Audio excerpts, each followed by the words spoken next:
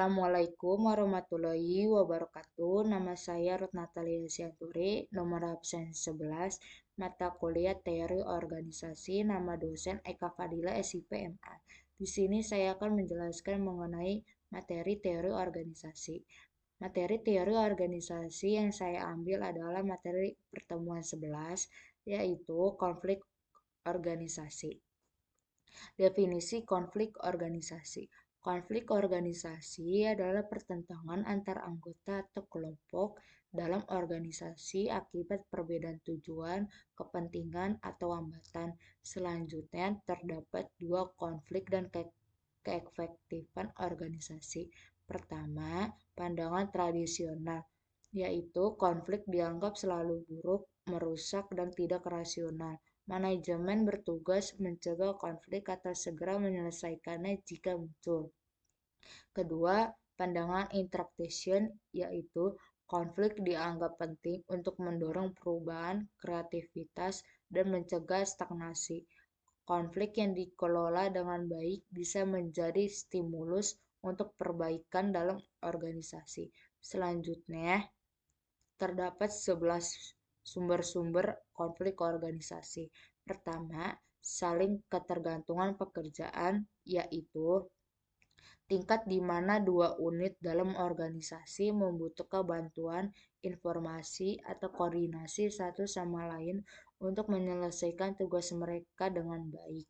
Kedua, ketergantungan pekerjaan satu arah, yaitu ketika satu unit lebih dominan dan kurang termotivasi untuk bekerja sama dengan unit yang lebih rendah, hal ini meningkatkan potensi konflik, terutama jika pekerjaan yang buruk atau tidak selesai dipindahkan ke unit lain tanpa bisa dibalas. Ketiga, diferensiasi horizontal yang tinggi, yaitu semakin besar perbedaan antar unit dalam organisasi, semakin besar kemungkinan terjadinya konflik. Perbedaan dalam tugas, tujuan, orientasi waktu, dan filosofi manajemen antar unit dapat memicu perbedaan internal yang signifikan.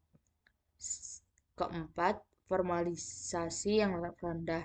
Dengan formalisasi rendah, peran dan batas kekuasaan tidak jelas, sehingga meningkatkan potensi konflik antar unit karena ketidakjelasan ekspektasi dan tanggung jawab. Kelima, ketergantungan pada sumber bersama yang langka, yaitu potensi konflik meningkat ketika beberapa unit tergantung pada sumber daya langka seperti dana, peralatan, atau staf, dan merasa kebutuhan mereka terabaikan saat sumber tersebut lebih banyak diberikan kepada unit lain. Selanjutnya, keenam, perbedaan dalam kriteria evaluasi dan sistem imbalan, yaitu konflik meningkat ketika evaluasi dan imbalan fokus pada prestasi tiap departemen secara terpisah. Misalnya, unit produksi dihargai untuk efisiensi biaya, sementara unit penjualan dihargai untuk kecepatan. Meskipun keduanya memiliki tujuan yang bertentangan, perbedaan ini dapat menimbulkan ketegangan antar unit. Yang ketujuh, perbedaan keputusan partisipasi, yaitu pengambilan keputusan bersama di mana pihak yang terdapat turut serta dapat meningkatkan potensi konflik. Interaksi yang intens dalam partisipasi justru memperbesar perbedaan daripada mempermudah koordinasi dan kerjasama. Yang kedelapan, keanekaragaman anggota, yaitu semakin beragam anggota, semakin kecil kemungkinan mereka bekerja sama dengan lancar. Perbedaan dalam latar belakang, nilai, pendidikan, dan pola sosial dapat mengurangi hubungan antar individu dan kerjasama antar unit. Yang kesembilan, ketidaksesuaian status, yaitu konflik dapat muncul ketika ada ketidaksesuaian dalam penilaian status atau ketika terjadi perubahan dalam hierarki status di dalam organisasi. Setiap individu memiliki persepsi terhadap status dirinya yang dipengaruhi oleh faktor seperti masa kerja, posisi atau jabatan, umur, dan upah. Ketika status seseorang dianggap lebih rendah dari yang lain, namun ia diminta untuk berperan dalam situasi yang mengharuskan pengaruh atau kepemimpinan, maka konflik bisa timbul. Contohnya yaitu, jika bagian penelitian memiliki status lebih tinggi daripada bagian teknik, maka mereka biasanya memiliki pengaruh lebih besar. Namun, jika seorang insinyur dengan status lebih rendah diminta untuk mengatur peneliti yang lebih tinggi statusnya, hal ini bisa menyebabkan konflik karena ketidaksesuaian dengan hierarki yang ada. Yang ke-10 ialah ketidakpuasan peran, yaitu ketidakpuasan peran terjadi ketika harapan seseorang terhadap status atau imbalan tidak terpenuhi yang bisa menyebabkan frustasi. Frustasi ini bisa memicu tindakan seperti mengundurkan diri, mengurangi usaha, atau melawan yang berpotensi menimbulkan konflik. Ke-11, distorsi komunikasi, yaitu distorsi komunikasi terjadi ketika komunikasi tidak efektif baik secara vertikal maupun horizontal. Hal ini sering disebabkan oleh perbedaan latar belakang, pendidikan, dan proses sosialisasi antar anggota yang membuat pesan tidak jelas atau salah dimengerti, sehingga memicu konflik. Selanjutnya, terdapat beberapa teknik struktural sebagai resolusi. Pertama, tujuan subordinat. Tujuan subordinat adalah tujuan bersama yang hanya bisa dicapai jika beberapa unit bekerja sama karena tidak tercapai oleh masing-masing unit secara terpisah. Mengurangi kesaling ketergantungan antar unit.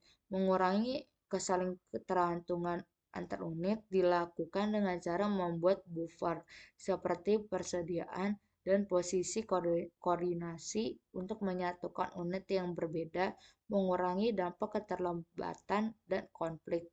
Ketiga, perluasan sumber daya.